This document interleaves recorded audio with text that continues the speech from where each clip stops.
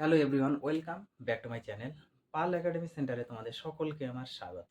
আজকে ক্লাস 9-এর কোষে দেখি 2 যে লেসেনটি আছে সেই লেসেনে 4 দাগের 2 নাম্বার যে অঙ্কটি আছে সেই অঙ্কটি আজকে এই টিউটোরিয়ালে তোমাদের সম্পূর্ণ বিস্তারিত আলোচনা করব। ওকে, তোমরা যদি তোমাদের অঙ্ক বইয়ের পেজ নাম্বার 27 বের করো তাহলে দেখতে পাবে 4 নাম্বারে তোমাদের অ্যাকচুয়ালি বলেছে যে এই অঙ্কটি প্রমাণ করতে বলেছে যে এত ইকুয়াল টু 1, অর্থাৎ এই ইকুয়েশন থেকে আমাদের 1 আনতে হবে। কিভাবে আনতে হবে সেই বিষয়টি আজকে এই টিউটোরিয়ালে সম্পূর্ণ আলোচনা হবে।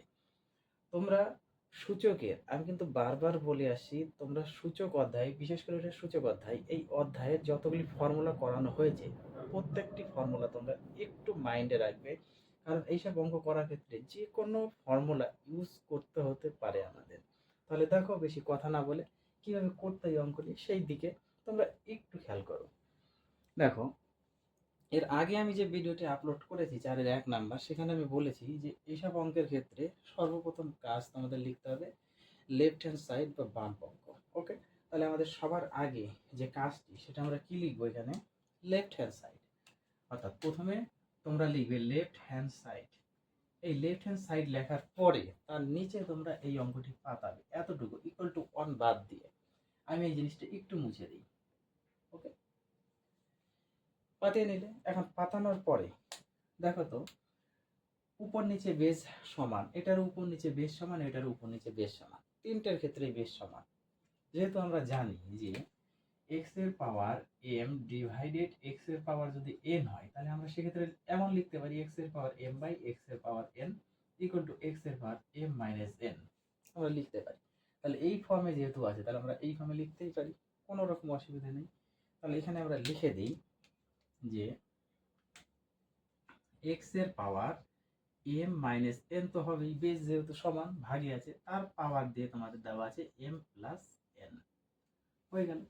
ইনটু এটারও সেম এক্স এর power N plus N minus, যেহেতু ভাগে আছে মাইনাস হবে, মাইনাস এল, তার পাওয়ার আছে তোমাদের ব্র্যাকেট বন্ধ করে কি আছে, N plus L, into same এটারও ভাগে আছে, আমরা এক্স এর পাওয়ার এল মাইনাস এম লিখতে পারি, ব্র্যাকেট বন্ধ করে এল প্লাস এম, পাওয়ার যেহেতু আছে আমাদের লিখতে হবে। এইবার আরেকটা জিনিস খেয়াল করতে হবে তোমাদের, আমি কি জানি যে এক্স এর পাওয়ার এম, তার পাওয়ার যদি এন হয় সেক্ষেত্রে আমরা কি লিখি, এক্স এর পাওয়ার এম এন, তাই না? তাহলে এক্ষেত্রে তো সেই ফর্মেই আছে, বেজ একটা এবং দুটো পাওয়ার, তাহলে গুণ হিসাবে হবে। তাহলে আমরা কি লিখতে পারি দেখো তো, এখান থেকে আমরা লিখতে পারি যে এক্স এর পাওয়ার এম মাইনাস এন একটা, তার সাথে এম প্লাস এন একটা গুণ হিসাবে থাকবে, পরিষ্কার। ইন্টু এক্ষেত্রে এক্স এর পাওয়ার এন মাইনাস এল একটা, আর একটা এন প্লাস এল গুণ হিসাবে থাকবে, হলো। ইন্টু সেম এখানে এক্স এর পাওয়ার এল মাইনাস এম একটা, আর একটা এখানে এল প্লাস এম গুণ হিসাবে থাকবে, এটা কিন্তু এল, কিন্তু এটা এল, পরিষ্কার। এখন তোমরা একটু ভাবো তো, এ প্লাস বি ইন্টু এ মাইনাস বি এই ফর্মে যদি কোথাও থাকে, তাহলে আমরা কি লিখতে পারি, এ প্লাস বি ইন্টু এ মাইনাস বি, তাহলে আমরা কি লিখতে পারি, এটা লিখতে পারি এ স্কোয়ার মাইনাস বি স্কোয়ার, এইভাবে আমরা লিখতে পারি। তাহলে প্রত্যেকটা ফর্ম তোমরা যদি একটু খেয়াল করো তাহলে দেখতে পাবে কি, এখানে এ প্লাস বি ইন্টু এ মাইনাস বি হিসাবে আছে, এটাও এ প্লাস বি ইন্টু এ মাইনাস বি হিসাবে আছে, এটাও এ প্লাস বি ইন্টু এ মাইনাস বি হিসাবে আছে। যদিও এটা হচ্ছে ক্লাস 8-এর পার্টের একটি ফর্মুলা, তোমাদের কিন্তু ক্লাস 9-এ কারো কোথাও সমস্যা হওয়ার কথা না এই ফর্মুলাটা নিয়ে। ওকে, অর্থাৎ এই চেহারাতে আছে, আমরা লিখব এই চেহারাতে, পরিষ্কার। তাহলে আমরা পরের লাইনে একটু লিখে ফেলি,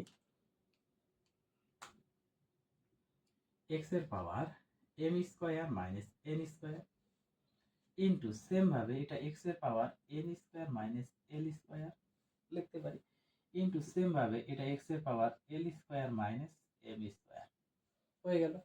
এখন বেজ আমাদের সমান, বেজ সমান এবং মাল্টিপ্লে আছে, তাহলে গুণের ক্ষেত্রে কি হয়, আমাদের পাওয়ারে পাওয়ারে যোগ হয়ে যায়, অর্থাৎ এক্স এর পাওয়ার প্রথমে M square minus N square, তার সাথে যোগ হবে আমাদের পরের পদটা N square minus L square, তার সাথে যোগ হবে আমাদের পরের পদটা L square minus M square.